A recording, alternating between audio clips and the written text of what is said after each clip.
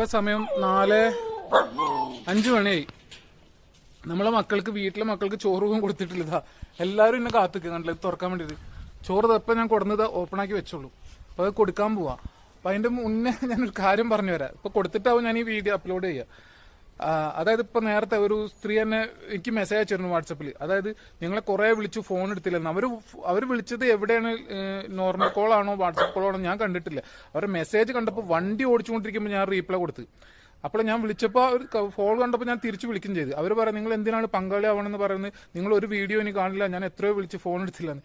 എന്താണ് ഇങ്ങനെയുള്ളവരോടൊക്കെ നമ്മൾ മറുപടി പറയാം? ഇവരോട് ഞാൻ പ്രത്യേകിച്ച് മറുപടി ഒന്നും പറയാൻ പോകുന്നില്ല. പക്ഷെ അത് എല്ലാവരും കാണുന്നവർ, അതായത് ഇങ്ങനെ ചിന്തിക്കുന്നവർ മനസ്സിലാക്കുക. ഞാൻ ഇന്ന് കടപ്പുറത്തെ കുഞ്ഞിനെ ഓരോ കാര്യങ്ങൾ നമ്മൾ ചെയ്യണം അപ്ഡേറ്റ് അറിയിക്കുന്നുണ്ട്. ഈ കടപ്പുറത്തെ കുഞ്ഞിനെ ഇതിന്റെ ഒന്നും ആവശ്യമില്ല.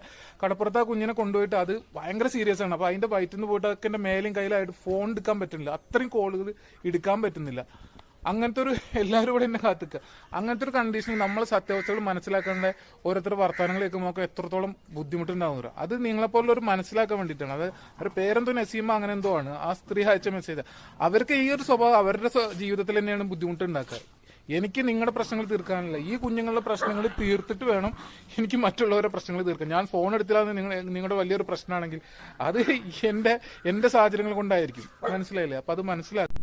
എന്നും ഇച്ചിരി വൈകിയാണെങ്കിലും എന്നെ കാത്തിട്ട് എല്ലാവരും വരും. ഇതാ പൂച്ചകള്, പിന്നെ കാക്കകള്, പിന്നെ നമ്മളെ മക്കളൊക്കെ ഓരോരുത്തരും ഓരോ ലെവലിൽ ഇതാ കഴിച്ചുകൊണ്ടിരിക്കുന്നു.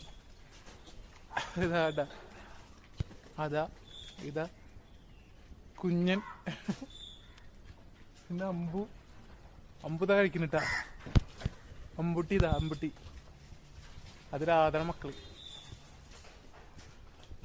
മുത്തത് അവിടെ പോയി നിൽക്കുന്നു കഴിച്ചിട്ട്. അങ്ങ് പിന്നെ കൂട്ടിൽ 2 ആൾക്കാരുണ്ട്. അവർക്ക് വെച്ചുകൊടുത്തിട്ടുണ്ട്. അവർ പുറത്തിറക്കാറില്ല. അവരെ നമുക്ക് തിരിച്ചു വിടാനുള്ളതാണ്. അവരിവിടെ പരിചയമില്ലാത്തവരോ ഓടിപ്പോവും.